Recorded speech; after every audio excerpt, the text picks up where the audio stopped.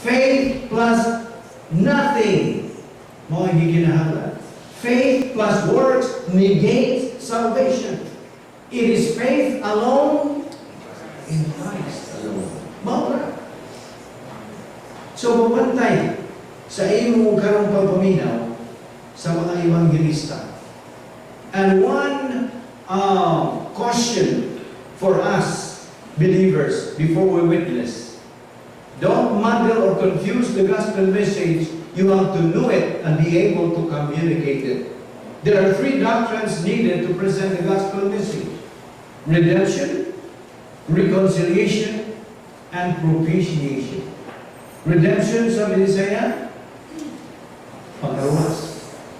Unsa man ang reconciliation, pagpasayuri. Unsa man ang propitiation, pag